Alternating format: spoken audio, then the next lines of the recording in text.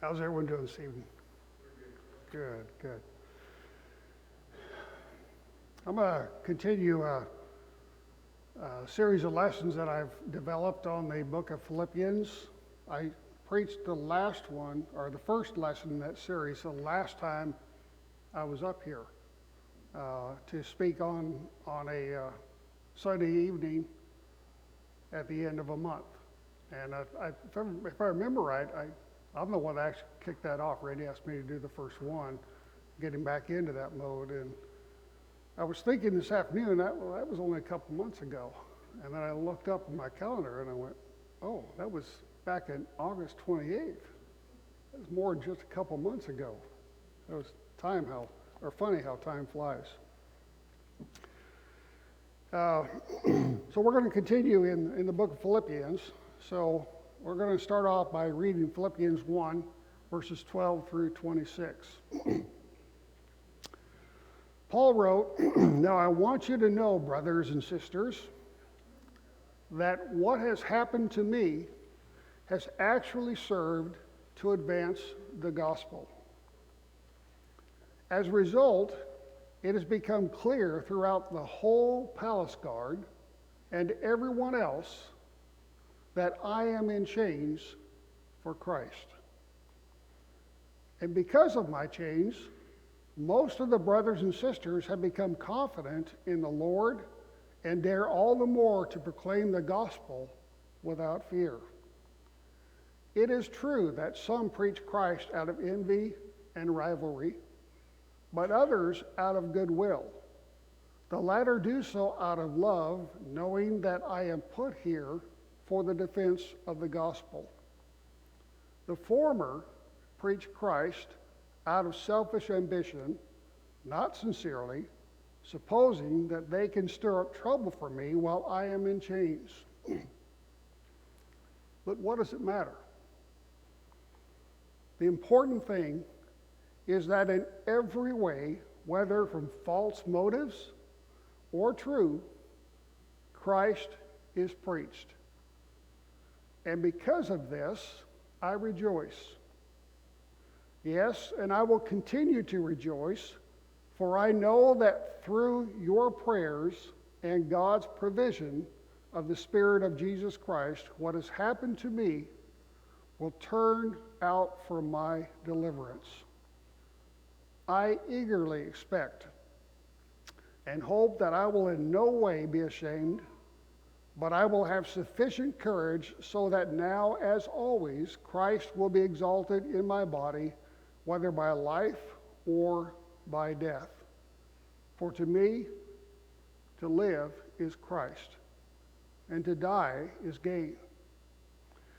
If I am to go on living in the body, this will mean fruitful labor for me. Yet what shall I choose?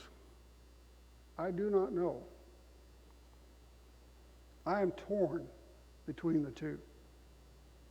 I desire to depart and be with Christ, which is better by far, but it is more necessary for you that I remain in the body. Convinced of this, I know that I will remain and I will continue with all of you for your progress and joy in the faith, so that through my being with you again, your boasting in Christ Jesus will abound on account of me." On the outside looking in, it doesn't look like Paul has any reason to have any real peace in his life. Paul's past is enough to keep him up at night. The lives that he took, the lives that he destroyed,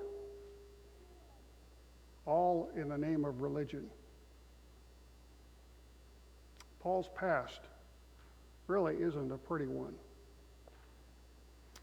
But Paul has since changed his ways. Now Paul, in the writing of this letter, he's in the present. And yet his present doesn't look too good either. In If you recall from the previous lesson, I know it's been a while, but maybe from your readings in the book of Philippians, you recall that Paul is in prison in Rome, in chains. And he doesn't know whether he's going to live or die. Maybe Paul's just that kind of guy that just has a positive outlook on life in general. You know, maybe he's one of those guys where the future is great, but it's going to get even better. It reminds me of Zig Ziglar. He was a motivational speaker. I don't know if any of you have heard of him before. Some of you may have.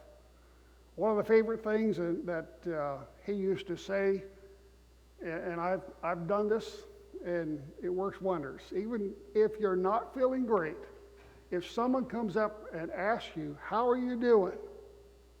just answer, "Man, I'm doing great, but I'll get better." I don't know if that's the attitude that Paul had in life, but despite his circumstances in the present, Paul still has this peace, this joy in his life. Well,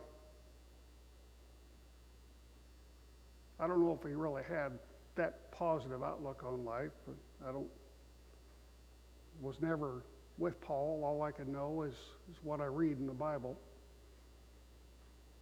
But what I do know is that Paul is under the rule of the Emperor Nero. Nero has been known to send people like Paul, Christians, to the Colosseum. Not to be entertained, but to be the entertainment. The future really wasn't all that bright for Paul. His past, his present, his future were all riddled with problems. And yet he has this peace, a peace that is not just peace, but joy. So much so that he would write in this book, "I rejoice. I rejoice." In the first lesson in this series on Philippians, I kicked it off with the fact that Paul has this joy and this peace in his life, and raised the question, why does he have this sense of calm about him regardless of the circumstances that he finds himself in? And the first I statement that Paul made that he does to keep that outlook was, "I always pray." Perhaps you remember some of that lesson. It's the night when we had Justin and Blake and Tyler come on up and lead some prayers as Paul described in Philippians 1, verses 9 through 11, that this was his prayer for the Philippians, and it was his desire for them that they do the same. That prayer consisted of growing in God's love, making wise decisions, and becoming more like Jesus, so that in their lives they too would give glory unto God. Why does Paul say he rejoices?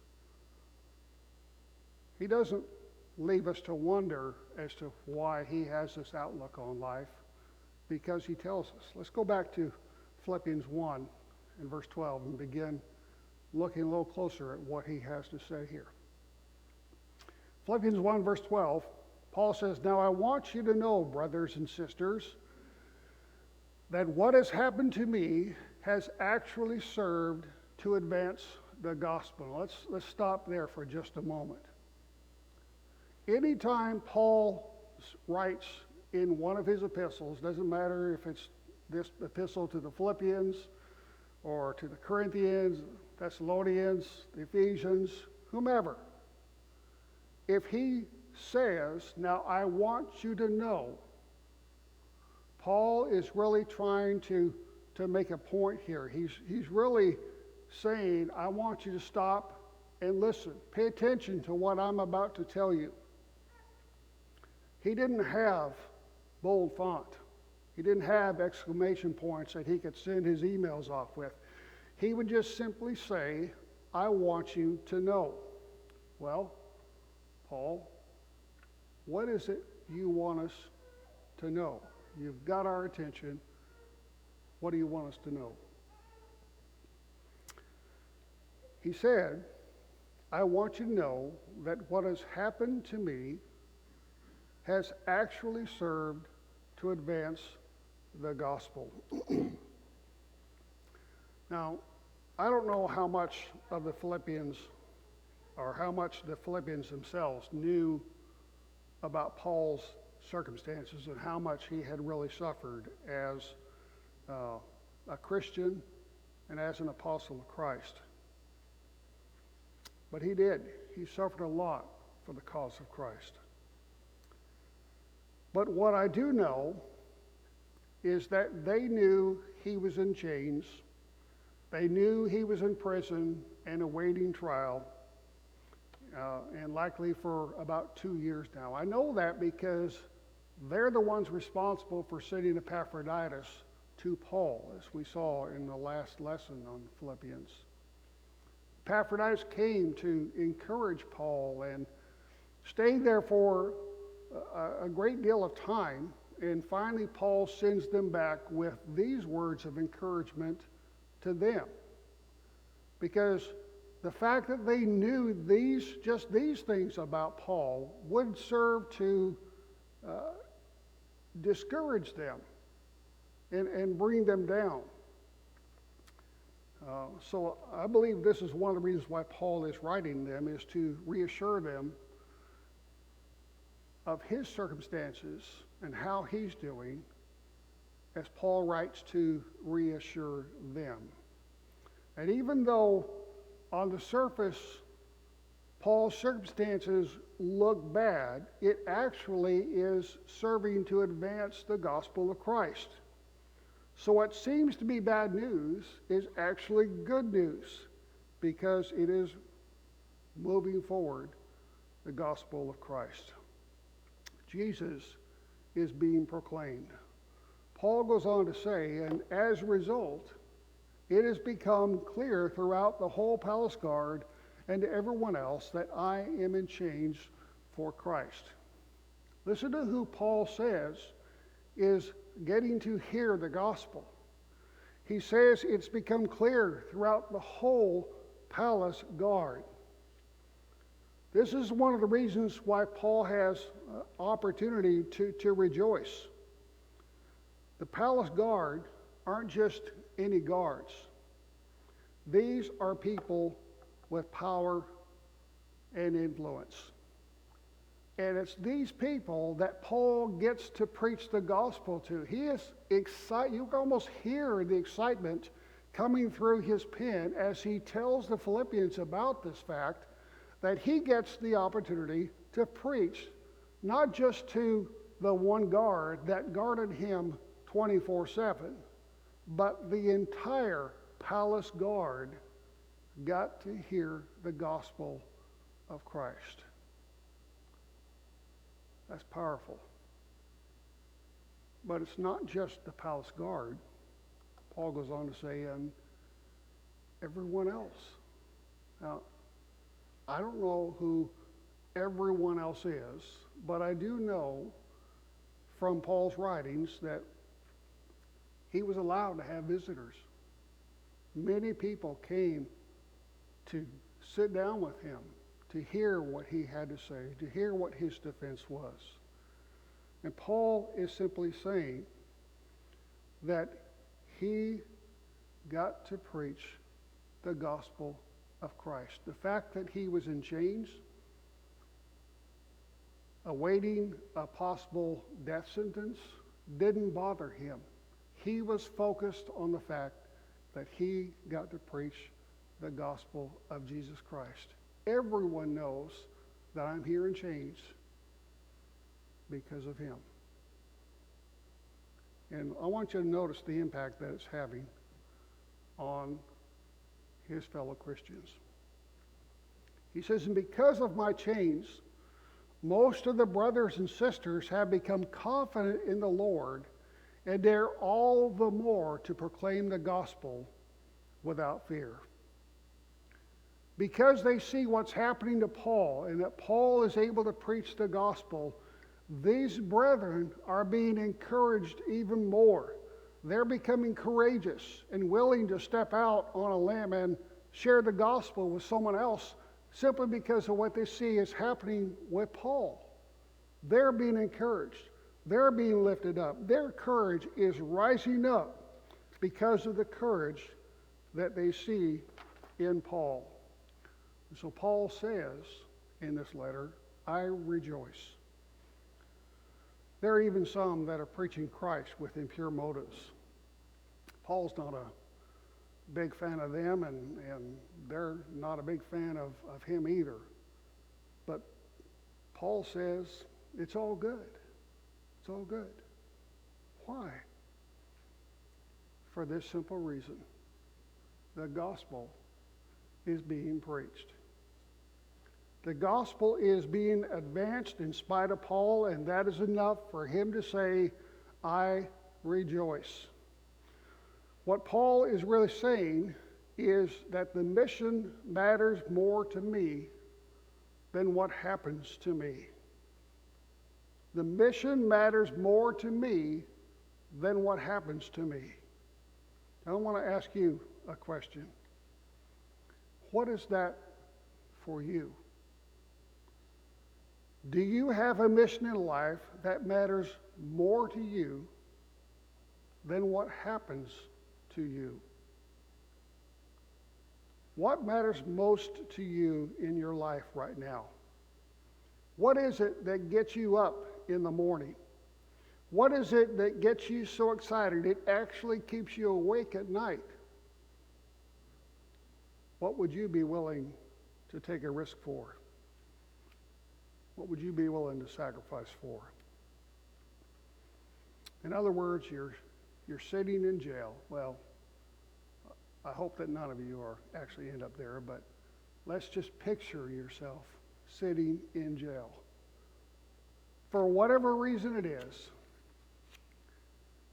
but you're sitting there with the attitude of, it doesn't matter because it's all worth it. What is that to you? Paul would say, I know what it is. I know. There's no doubt in my mind.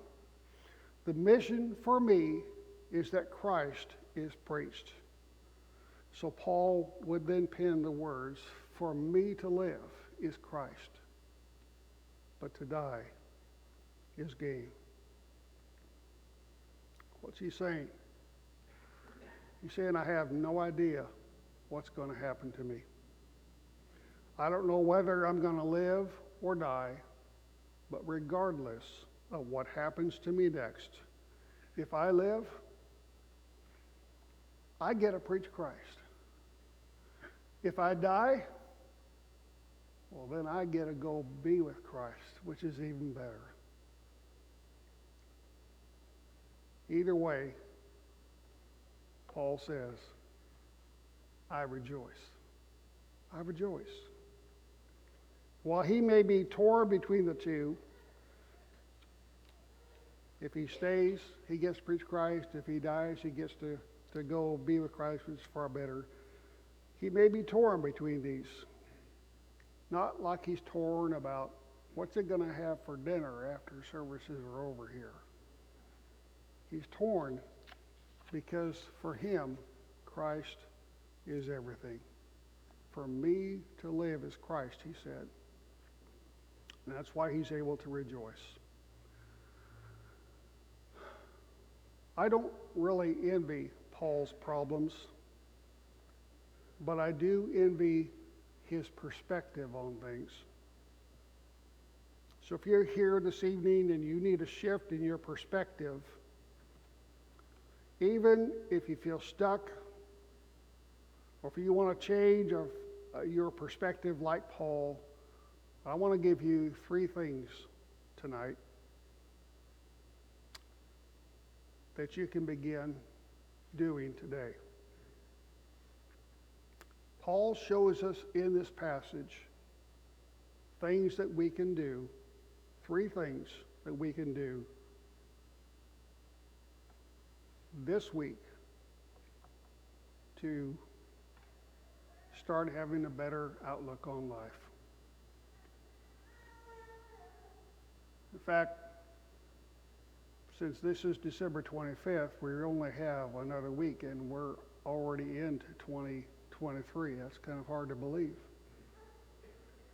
Maybe think of these 3 things as a New Year's resolution for yourself. Okay? First thing is to turn your problems off repeat. Turn your problems off repeat. Those of you who have been to our house may know that I have a music room upstairs, and that's one of the things I absolutely love to do, and is play music. And when I'm trying to learn a new song, I'll play it on the tools that I have. Well, there's this handy little button that says repeat, and I can move the song backwards. Well, even on my phone, I can play a song and move the song back a little bit so I can play again and I can hear it, and move it back and play it again, and move it back and play it again, till I can hear it in my head, and then literally just transpose that to either a guitar or a mandolin. Works great for learning how to play a lick that you want to learn. Much easier for me to hear it and play it than to try to read the music and play it. Works great for that. But it's horrible for your problems. You need to turn off the repeat button on your problems. Some of you know what I'm talking about. Somehow, instead of praise being on our minds, it's life's problems. Understand that I don't want to trivialize any pain that anyone may be realizing right now or the problems in your life, but perhaps you know what I'm talking about. So problems that we put on repeat. Maybe it's a problem from the past.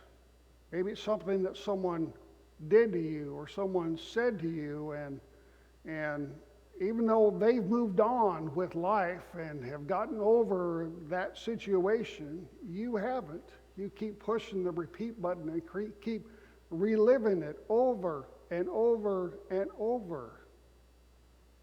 It's time to turn off the repeat button. It's a song of the past. Or maybe it's a song of a present. It's not something you have to recall back in the banks of your memory. It's something that you're actually living right now. It's present. It's now. You're living it. Gas prices are up and stock prices are going down. Prayers go up, but the rain doesn't come down. Sometimes we get too focused on the present. We feel it and it's real. But it doesn't mean we have to keep hitting the repeat button on those problems that we're currently going through. You know, we know a lot about Paul and a lot about the problems that he experienced in his life. If you read what Luke shares in his writings about Paul, you'll know some of the things that he suffered. He was beaten. He was wrongfully accused. He was suffered shipwreck, bitten by a snake. We can go on and on and on about things that Paul endured for the cause of Christ. But here's one thing I want you to know about Paul. We know these things about Paul not because he wrote them down, but because others shared those stories about Paul. Paul did not rehearse his problems for others to hear. Sometimes it's healthy for us to talk about our problems. Find some trusted people, maybe get some counsel or therapy, and talk about our problems. But what I'm really talking about are those moments where we're not really looking for help. We're just looking for an audience. Turn your problems off repeat, and you will begin to have more joy in your life. It's exactly what Paul did. Number 2, preach Christ with your life. What if someone were to say to you that this week you must preach Christ in your life? Not next month or next year, but this week you must preach Christ. Oh, newsflash. If you're a Christian, that's what you're supposed to be doing. We're supposed to be living Christ out in our lives. But if someone said to you, you must preach Christ with your life this week, what would it change for you? Would it change any plans you have? Would it change the way you see the time that you spend? Would it change anything on your calendar? Would it change anything in your checkbook? If you knew this week that you had to preach Christ, what do you envision when you see or hear the word preach? A lot of times I think we associate it with something like what I'm doing right now. You have to get up in front of an entire audience, stand up on a podium, have a microphone and a PowerPoint presentation. But to preach Christ in your life, you don't need any of those things. Not a thing. You may actually have a gift that God has given you that no one else in this room has. A gift that you can share with others. By utilizing that gift, you are living and preaching Christ in your life. You have the power to touch someone else in your life, others around you, with the abilities that God has given you. No, you don't need to stand up in front of an audience. You don't need to proclaim it to everybody. Just do it. Just live it. Preach Christ with your life. The more that happens in your life, the more your life is grounded in that mission, and you're going to find peace like Paul did. And third, trust in God's sovereignty. Trust in His sovereignty.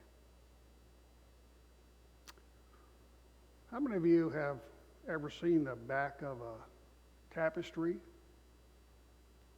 or the back of some stitching? My mother, I grew up in a household where my mother loved to sew. She's done it as far back as I can remember. And she made all of our clothes growing up. And as a twin, she thought it was fun to always make identical shirts for my brother and I. And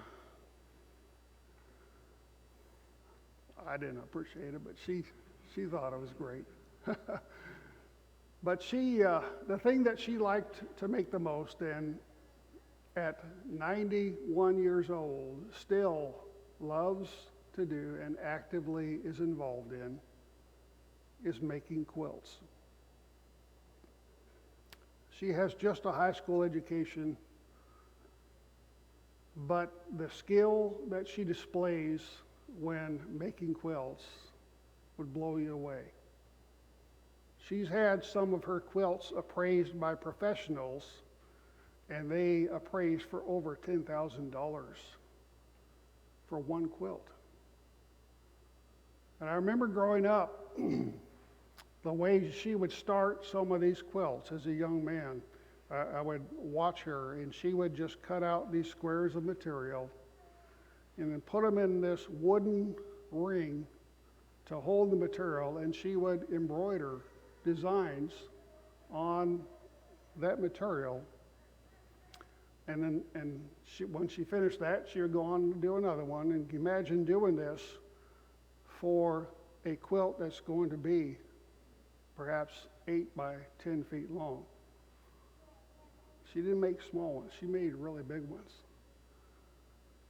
I remember watching her as she stitched those, and from a child's standpoint, you're away, you're not, unless I actually climbed up on her lap, I couldn't really see what she was making. All I would see is the back of that stitching. You ever seen that yourself? Looks kind of like this, right?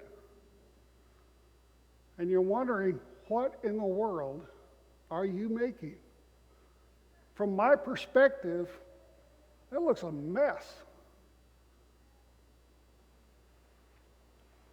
You can hardly even make out what the artist has in mind there. And I remember growing up as a kid and seeing those things that she would stitch. Sometimes she did embroidery and other things, but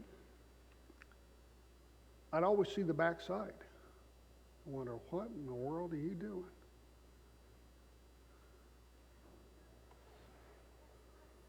It's not until you see the front side that you really understand what's behind all of this that you see there. But you take that same piece of material and flip it over, and here's what you have. A beautiful image. Beautiful image.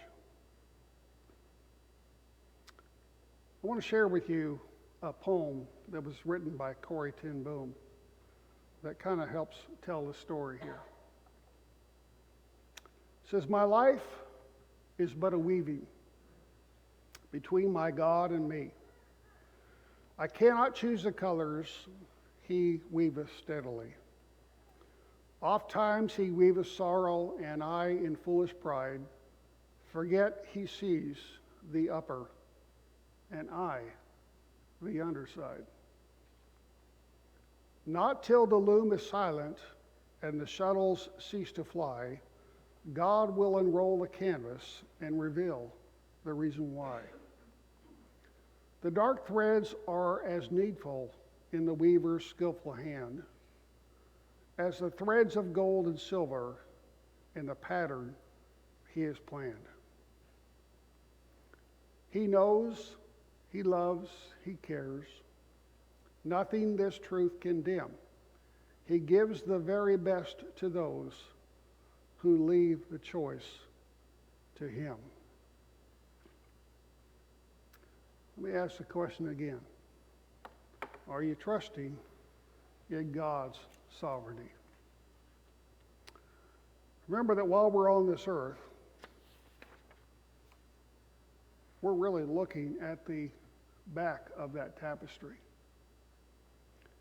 And it's during this time that we find ourselves asking the question, why? Why did this happen to me? Why did this happen now? And not only why, but what? What's happening? What's going on? God, what are you going to do about this? Or how? How does this all make sense? How is this really all for my good? These are the kind of questions that we have when we're looking at the back of the tapestry. But Paul, here's what Paul learned. You don't need to know the why, the what, or the how. As long as you know the who. I remember growing up and watching my mother stitch all those pieces of material. From the perspective I had no idea what she was designing, but I never questioned the outcome. I knew it was going to be a jewel.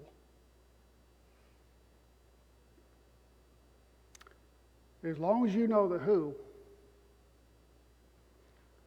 as long as you know who's doing the weaving, Paul says, I'm good. I trust him. One day, we will understand the why, the what, and the how.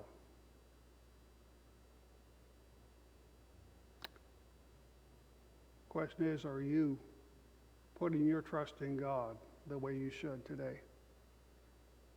Paul has given us some valuable tools to learn how to live a life of peace and joy and happiness, contentment, in spite of any circumstances that we may find ourselves in. Yeah, we may go through times where we are asking those questions. We're confused. We don't understand. Just remember there's coming a time when we will understand all.